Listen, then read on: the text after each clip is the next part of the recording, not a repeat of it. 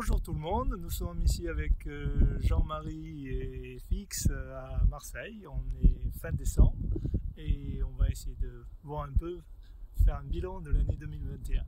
Jean-Marie, oui. Quels sont les faits saillants que tu retiens? Moi je dirais que c'est le calendrier des courses qui a été très impactant à cause de la pandémie.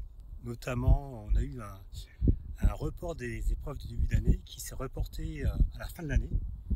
Évidemment, il y a des épreuves qui ont été annulées, mais ça s'est plutôt bien passé à la fin, vers septembre-octobre. On a sauvé un peu les meubles, mais il faut souligner quand même que les épreuves qui se remplissaient toujours en avance, les gens étaient prudents, ils ont réservé au dernier moment à cause des transports. Et notamment, à l'international, ça a été très très dur.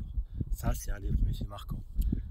Et en fait, un corollaire à ça, c'est que j'ai le sentiment que les off se sont développés, entre autres parce que les gens, surtout au début de saison, n'ont pas pu faire de courses et donc ont plus développé les activités dans les communautés, qui est un peu un retour en fait à l'origine du swimrun.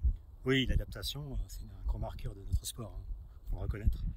Après, le second fait marquant, c'est le contingent français à Le Tilleux, au Championnat du Monde en septembre. Il n'y avait jamais eu autant de monde.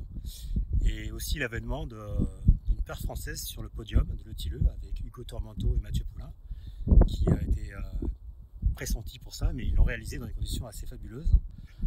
Et après, on va dire qu'il y a eu le backyard. Oui, un petit backyard, donc pour expliquer, c'est en fait courir un petit circuit en répétition qui est fait en trail traditionnellement. Donc nous on en a fait un à Marseille, un second en fait déjà, et puis apparemment l'année prochaine il y en a d'autres qui vont se mettre en place. Oui, donc on espère que ça va donner un élan. Et par rapport en fait en complément des courses, au niveau de l'équipement, il n'y a pas eu énormément de développement. Et en fait, il y a plusieurs raisons à cela. Une, c'est que les marques ont des gros stocks non écoulés de 2020. Donc ça a diminué, leur trésorerie, et aussi ils avaient des stocks. Donc ils n'ont pas trop développé. Un autre aspect qui est possible, c'est qu'on voit peut-être une diminution de la vitesse de changement dans l'équipement. Ça, c'est à voir dans la durée, si c'est juste un blip dans l'année. Oui.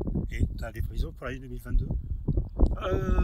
Ça c'est la question à 2022 €. Ça va dépendre. Au niveau des équipements, je vois un tout petit peu. On voit des prémices avec certains équipementiers. Qu'est-ce que tu en penses pour les courses? Pour les courses, je pense que les coureurs vont être encore très prudents. Ils vont réserver au dernier moment. Peut-être que les courses vont étoffer leur portefeuille de distance. Et est-ce qu'il y aura d'autres courses qui vont se lancer en 2022? Ça, c'est moins sûr. Ça, c'est moins sûr. Et en fait, sur l'entraînement, ça veut dire qu'il faut être prêt à tout moment. C'est-à-dire qu'on n'est pas nécessairement à se préparer pour une seule course des mois en avance, mais se dire, je suis prêt et je peux sauter sur une course à l'occasion. Oui, et puis pourquoi pas ne pas explorer les environs de votre secteur en mode swimrun, c'est de l'aventure aussi. Ouais, et inviter les copains. Inviter les copains. Nous irons swimrunner chez vous. Nous irons swimrunner chez vous. Bonne année! Bonne année 2022!